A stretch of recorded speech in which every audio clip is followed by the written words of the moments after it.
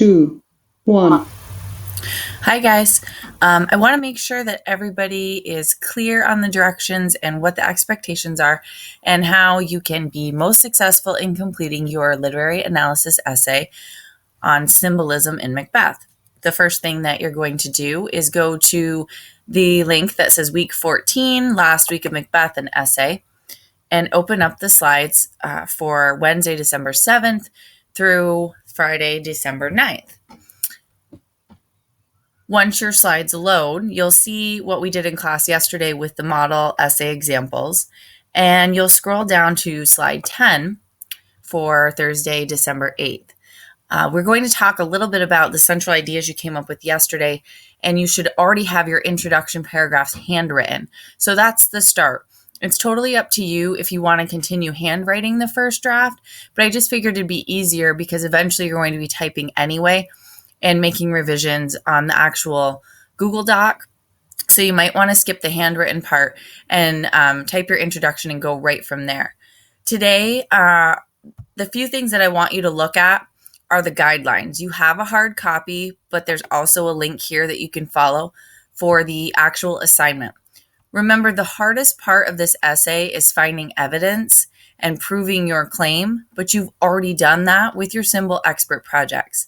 That's why I nagged at you while you were doing those to write down the page number and the line numbers of your evidence, your direct quotes from the play, so that's already done for you. You just have to put them all together now to make sense in your writing.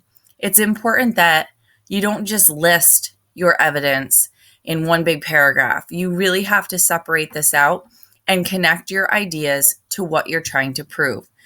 That Shakespeare's use of symbolism in Macbeth impacted the audience or impacted the characters, and how he did that by focusing on greed or focusing on violence or blood or the image of the dagger. Whatever you chose, that's what you're trying to prove. So once you read through these, there's a couple of reminders here. You need to know that your first draft should be finished by the end of class Friday. So we're going to be working on this in the computer lab for 3 days. It's not due until Monday afternoon, so we're going to take it step by step, so hopefully you'll be as successful as you can. Slide number 12 is going to show you exactly what you need to do and how you're going to be graded. When you take the New York State test at the end of next year, this is the exact rubric that all teachers use to grade your writing. So I decided that you might as well get used to it and be exposed to it now so that you know what your requirements are. When you look at this rubric and you can click, oops, sorry, I went a little fast there. Hold on. When you click on slide 12 and you click here, it will take you to this document. You'll see a rubric and it looks pretty complex. And remember, this is what teachers use.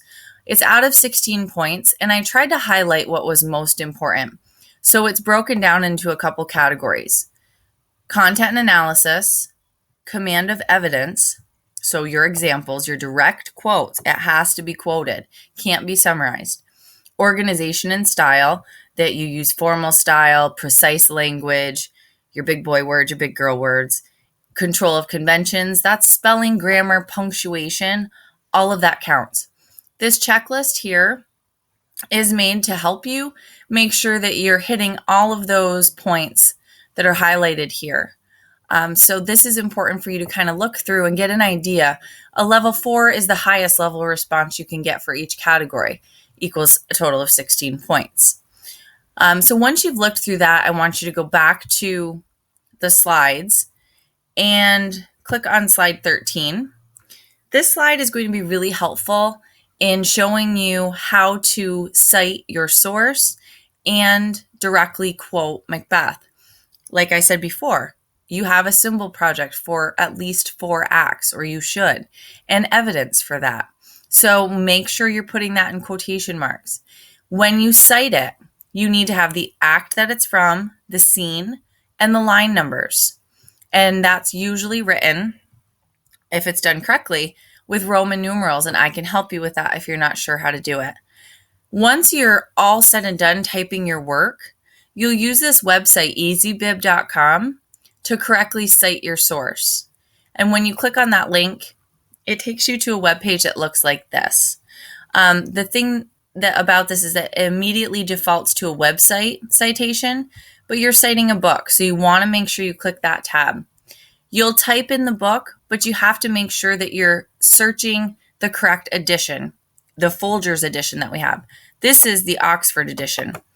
This entire citation here is what you'll put at the end of your essay. That's where your information is coming from. Okay? The other thing that I want to remind you of is that you should try to have your first draft finished as much as you can, or at least the body paragraphs for tomorrow. Again, we're going to be working on this for a few days. So by the end of the day today, you should have started typing your first draft, compiled your symbol projects, and make sure that you're citing correctly the work that you're using for your evidence, and take a look at that rubric. If you have any questions, just let me know.